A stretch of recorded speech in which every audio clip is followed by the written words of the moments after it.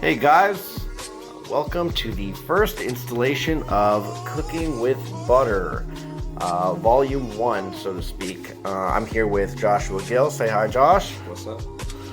Right, so we're going to be discussing today what we call D-pad theory, or what Josh has coined D-pad theory. Now, I've come up with some theories for drill on my own, and those really are kind of more focused towards constructing something for a performance value. A lot of my material has been in regards to competition-based stuff. D-pad theory, which I'll let Josh get into here in a minute, has to do more with basically being able to display your craft creatively and creating a system that basically helps you use more variety and use more levels and layers within the drill pad.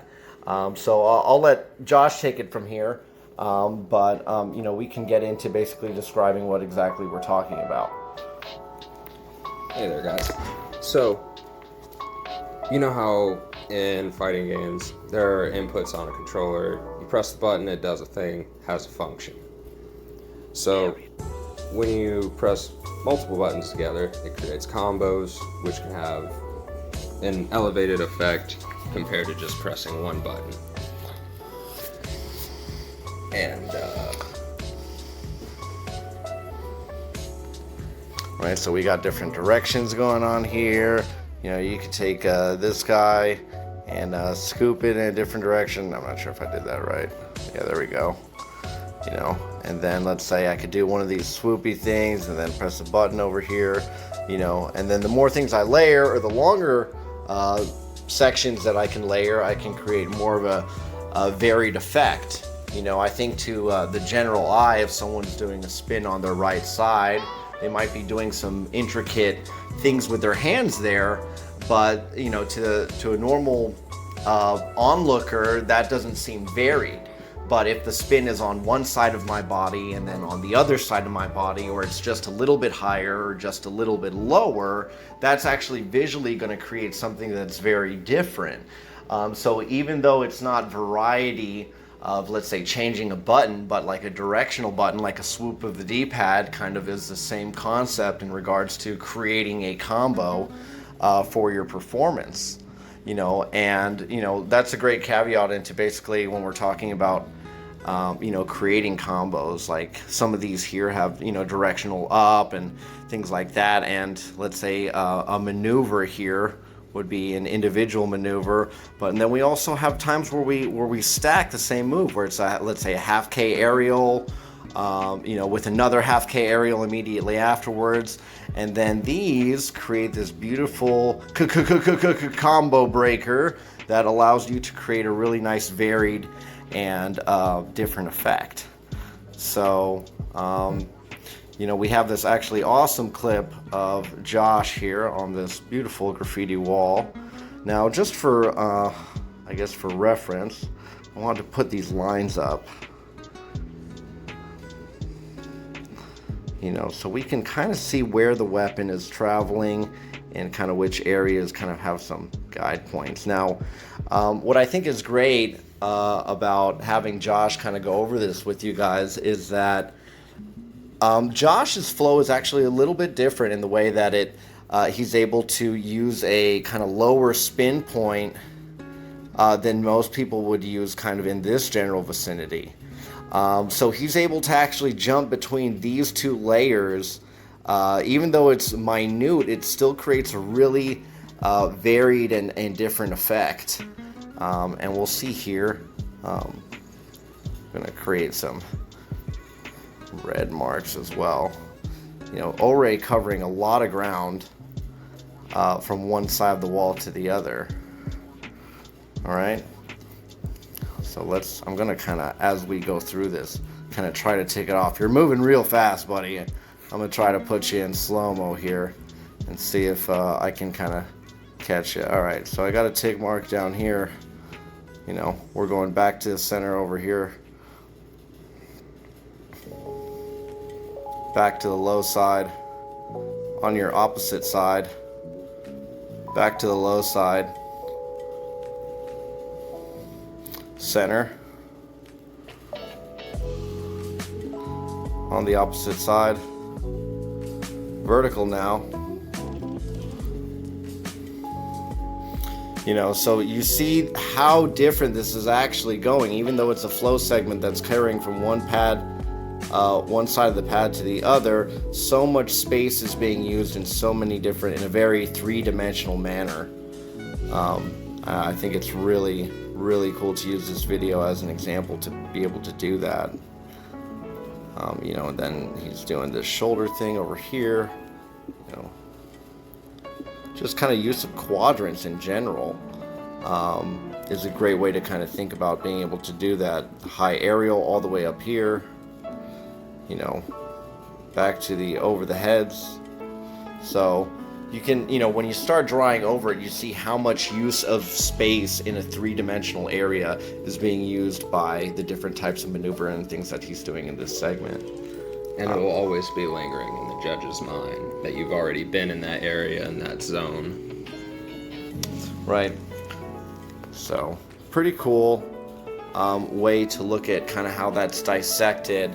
You know, whether the D-pad is just, I guess, theoretical, the use of the space that's on the pad is something that is what we're seeing here in the tandem space, because it can be actually magnified by having just more than one person on the pad.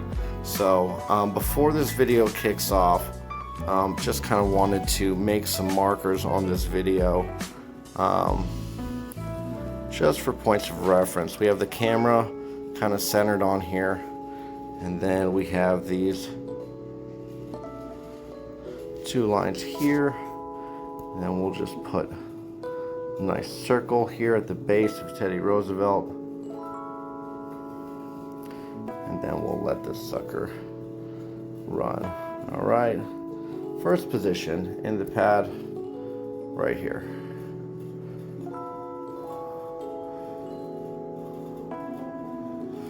All right. All right. And then kind of our LOA. Even put one a little lower. All right, let's let this pup run. Okay.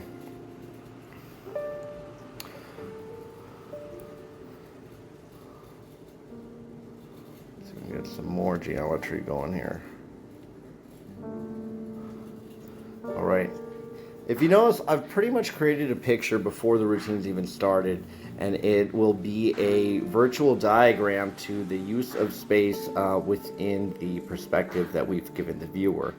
The great thing about a video competition is it allows you to create a single perspective in order to create the most optimum viewpoint for that perspective through the entirety of the performance or the show. Okay, so once again, like using the D-pad, different buttons for creating that tutting sequence moving to the back. Still kind of staying within the structures, throwing that double right in the middle of the picture, and posting right in the same positions as they were before, just further back on the pad. All spins are occurring on one side of the body, changing point of view, crisscross in the middle, crisscross in the middle. Once again, using those angles, changing to a side spin. So creating, you know, kind of a straight on view versus a flat view of the rifle is real great. And this is pretty cool because these crisscross, go back, and then right here gets real funky because we create this kind of flower of quadrants that's almost impossible to ignore. From a driller's standpoint, getting two people to do the same sequence while someone is doing it of the opposite hand, or switch as some people say, is really neat, because then see everybody's concentric circles that match up. Just real pretty, very aesthetic, an effect that you can't create with one person. And then we're going into these nice use of angles, use of space, moving along this picture that I've created, going all the way along that bottom blue line, coming back, And once again, meeting up right at that center circle.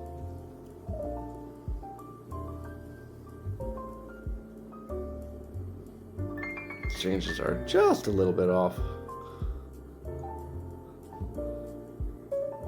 Still nice and centered.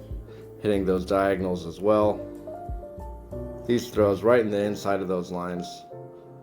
Shifting exchange, very nice. A little off center. Still ballpark. All right, and continue to move along. Do some skip spins, and also demonstrating ambidexterity on both sides. Kind of use of a one analog stick versus the other. Using levels there.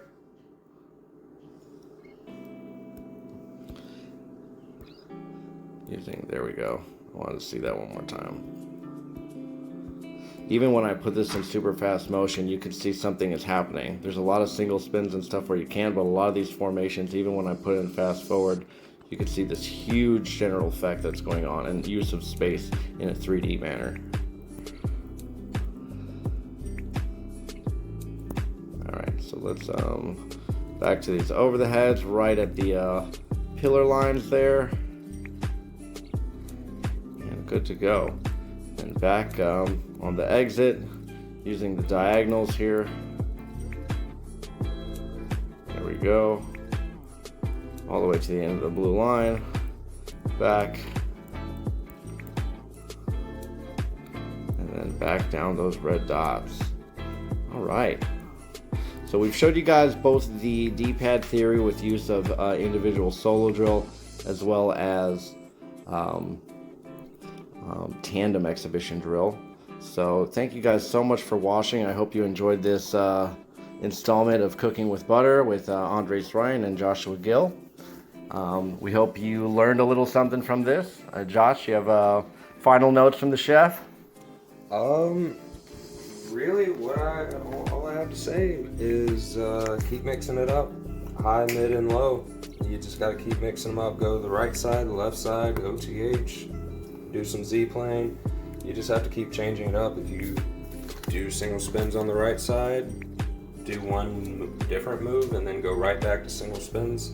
Like, it's always gonna, I guess, stagnate and flatten out. Like, you want to be constantly taking advantage of your impressions that you give the judge. You gotta make it cool, right? I don't know how to spell it out. That's basically what it comes down to. Tempo, speed, pacing. Just keep changing it up. All right, guys, take it easy, and as always, green means go.